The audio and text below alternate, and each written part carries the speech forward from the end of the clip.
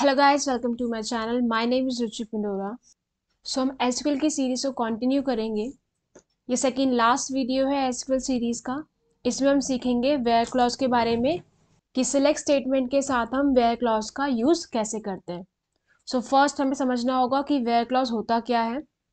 The where clause is used with select statement to return only those rows from the table which satisfy the specified condition in the query.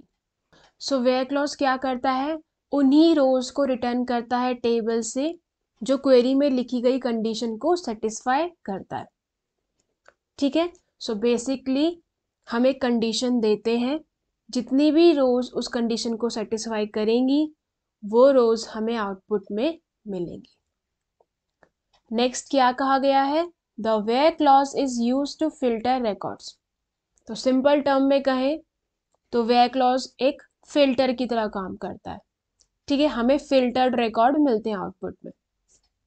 Next क्या कहा गया है, in SQL the where clause is not only used with select but it is also used with other SQL statement such as update, alter, delete. यहाँ पे is रह गया था। Okay, सो इस लाइन का बेसिकली ये मतलब है कि हम वेयर क्लॉज को सिलेक्ट स्टेटमेंट के साथ तो यूज़ करते ही हैं, बट अदर एसक्यूएल स्टेटमेंट जैसे कि अपडेट, ऑल्टर, डिलीट, इन सब के साथ भी वेयर क्लॉज का यूज़ होता है। ठीक है, इस वीडियो में हम सिर्फ सिलेक्ट स्टेटमेंट के साथ वेयर का यूज़ देखेंगे और अदर एसक्यूएल स्टेटमेंट जैसे कि अपडेट, ऑल्टर, डिलीट, इनके साथ वेयर का यूज़ मैं प्रीवियस वीडियोज़ में करा चुकी हूँ। उन सब वीडियोज़ का लिंक मैं डिस्क्रिप्शन बॉक्स में ऐड कर दूँगी। अब देखो, सिलेक्ट स्टेटमेंट का यूज़ हम वेयर क्लॉज के साथ कैसे करते हैं उसका सिंटेक्स देखेंगे।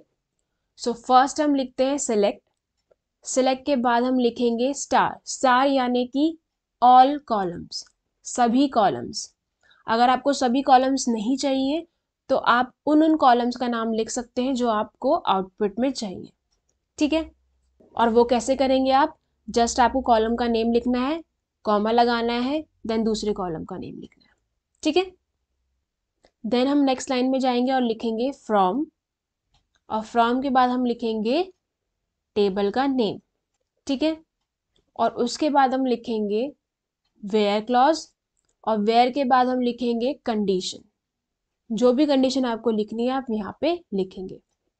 ये जस्ट मैंने आपको सिंटेक्स बताया है, अभी हम प्रैक्टिकल करके देखेंगे, उसमें आपको डिटेल में समझ आ जाएगा। ठीक है, सो बेसिक हमारा जो सिंटेक्स है वो ये है। सो अब हम क्या करेंगे, प्रैक्टिकल करके देखेंगे। सो मैं माई एसक्यूएल में आपको प्रैक्टिकल करके दिखाऊंगी। सो उसको ओपन करते हैं।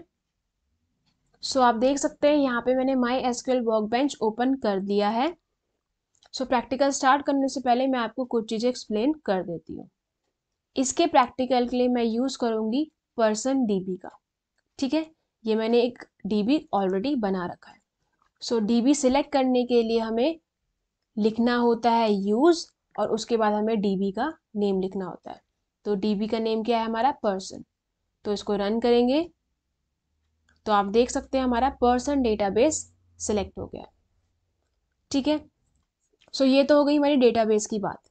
अब मुझे ये सिलेक्ट स्टेटमेंट, वेयर क्लॉज, ये सब लगाने के लिए एक टेबल तो चाहिए। तो मैंने एक स्टूडेंट नेम की टेबल ऑलरेडी क्रिएट कर रखी है। अगर आप लेफ्ट में देखेंगे तो पर्सन डेटाबेस के अंदर टेबल का कॉलम है। ठीक है, उसको एक्सपेंड करेंगे तो आपको यहाँ पे स्टूडेंट नेम का टेबल दिख रहा होगा। ठीक है, अब मैं आपको डेटा दिखा देती हूँ कि स्टूडेंट टेबल के अंदर डेटा क्या क्या है। सो उसके लिए हम लिखेंगे select star from table name. Table name क्या है, स्टूडेंट। अब इसको रन करेंगे। सो आप देख सकते हैं हमारे पास यहाँ पे 5 कॉलम्स हैं, roll number, name, course, marks and age. इसके अंदर आप देख सकते हैं हमारे पास कुछ रोज हैं। ठीक है, सो ये हमारी क्या है, स्टूडेंट टेबल है। अब देखो, अब हम क्या करेंगे, इस टेबल पे वेयर क्लॉज की हेल्प से डिफरेंट डिफरेंट कंडीशन लगाएंगे। ठीक है, सो हम फर्स्ट कंडीशन ये लगाएंगे इस टेबल पे, मुझे उन्हीं बच्चों का डेटा चाहिए जो या तो 18 साल के हैं या तो 18 साल से ज़्यादा की उम्र के हैं। ठीक है, तो देखो हम ये कैसे करेंगे। तो यहाँ लिखेंगे हम सिलेक्ट, मुझे सारे रोज चाहिए तो मैं स्टार ही यूज़ करूँगी हर एग्जाम्पल में, स्टार फ्रॉम टेबल का नेम स्टूडेंट। जितनी भी मैं क्वेरीज कराऊंगी वहां पे ये सेम ही रहेगा कि सिलेक्ट स्टार फ्रॉम स्टूडेंट। ठीक है, सो इसका मीनिंग क्या होता है कि मुझे सारे कॉलम्स चाहिए स्टूडेंट टेबल से। ठीक है, अब हम क्या करेंगे, कंडीशन लगाएंगे और लिखेंगे यहाँ वेयर।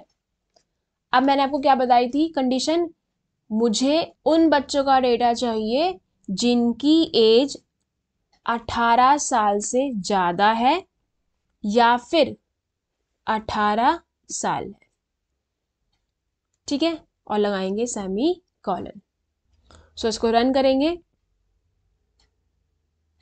तो आप देख सकते हैं उन्हीं बच्चों का डेटा आया है जिनकी एज क्या है, या तो 18 है या तो 18 से ऊपर है। आप देख सकते हैं एज क्या आई है 22, 18, 20 और 23। सो हमें वही रोज मिली है जिनमें एज क्या है, या तो 18 है या तो 18 से ज़्यादा है। ठीक है, अब देखो नेक्स्ट क्वेश्चन ये है कि मुझे उन स्टूडेंट का डेटा चाहिए जिनकी एज या तो 18 है या 18 से ज़्यादा है या फिर 22 है या फिर 22 से कम है। सो सिंपल टर्म्स में कहें तो मुझे 18 और 22 के बीच में जितने भी स्टूडेंट्स हैं उनका डेटा चाहिए, इंक्लूडिंग 18 एंड 22 एज। तो इसको कैसे लिखेंगे, लिखेंगे सिलेक्ट स्टार फ्रॉम स्टूडेंट, फिर लगाएंगे हम वेयर क्लॉज। अब हम यहाँ यूज़ करेंगे बिटवीन ऑपरेटर का। ठीक है, तो पहले हम कॉलम का नेम लिखेंगे जिस पे हमें कंडीशन लगानी है, यहाँ लिख देंगे एज। अब हम लिखेंगे बिटवीन, इसके बाद हमें यहाँ पे अपनी रेंज लिखनी है तो यहाँ लिखेंगे 18 एंड 22 और लगा देंगे सेमी कॉलन। तो ये कंडीशन हमने लगा दी है। अब इसको रन करेंगे। सो आप देख सकते हैं यहाँ पे उन्हीं बच्चों का डेटा आया है जिनकी एज क्या है, 18 और 22 के बीच में है या फिर 18 और 22 है। ठीक है, देखो इस एग्जाम्पल में हमने एक रेंज दे दी कि इस रेंज के बच्चों का डेटा दे दो। ठीक है, व्हाट इफ मुझे पर्टिकुलर एज के बच्चे चाहिए, मुझे मान लो जिनकी एज 16 है, जिनकी एज 18 है, उन्हीं का डेटा चाहिए। तो वो कैसे करेंगे, देखो ये तो सेम ही रहेगा, select star from student where. तो उसके लिए हमें क्या करना पड़ेगा, पहले कॉलम का नेम जिस पे हमें कंडीशन लगानी है वो सेम ही रहेगा, वैसे ही लिखेंगे। तो लिख दिया एज। एज के बाद हम लगाएंगे इन, और फिर ब्रैकेट में हमें जो जो एज चाहिए वो लिखेंगे। मुझे जिसकी उम्र 16 है उसका डेटा चाहिए, और मुझे यहाँ पे जिसकी एज 20 है उसका डेटा चाहिए, और यहाँ पे लगा दिया मैंने सेमी कॉलन। सो इसका क्या मीनिंग हुआ कि हमें स्टूडेंट टेबल से वो रोज चाहिए जिनकी एज क्या है, 16 है और 20 है। तो इसको मैं रन कर देती हूँ। तो आप देख सकते हैं यहाँ पे दो ही स्टूडेंट है जिनकी एज क्या है, 16 है और 20 है। ठीक है, अब नेक्स्ट एग्जाम्पल में हम देखेंगे उन स्टूडेंट का डेटा दो जिनका नाम शुरू हो रहा है एफ से। तो उसको कैसे लिखेंगे, देखो लिखेंगे select star from student where. अब हम किस कॉलम पे कंडीशन लगा रहे हैं, नेम पे, नेम कॉलम पे, तो यहाँ लिख देंगे नेम। ठीक है, अब मुझे उन स्टूडेंट का डेटा चाहिए जिनका नाम शुरू हो रहा है एफ से, तो यहाँ लिखेंगे लाइक। देन हम कोट्स के अंदर लिखेंगे, सिंगल कोट्स के अंदर, नाम किससे शुरू होना चाहिए, एफ से। एफ के बाद हम लगा देंगे परसेंटेज का साइन। सो बेसिकली इसका मतलब ये है कि फर्स्ट वर्ड एफ होना चाहिए, उसके बाद जो भी हो। ठीक है, और लास्ट में लगा देंगे semi colon.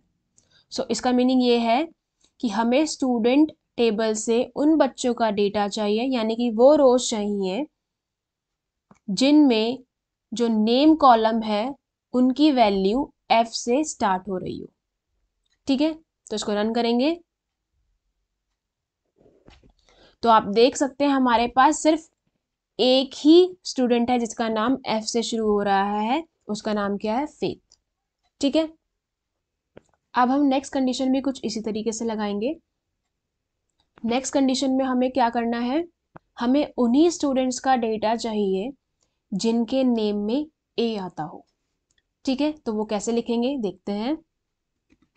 Select star from student where, अब देखो कंडीशन हम लगा रहे हैं नेम कॉलम में, तो यहाँ पे आ गया नेम, यहाँ पे भी लाइक ऑपरेटर का यूज होगा।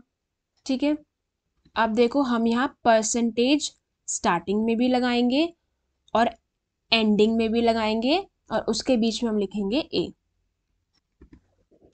जैसे मैंने आपको बताया था पहले भी, यहाँ पे percentage sign any number of characters को रिप्रेजेंट करता है।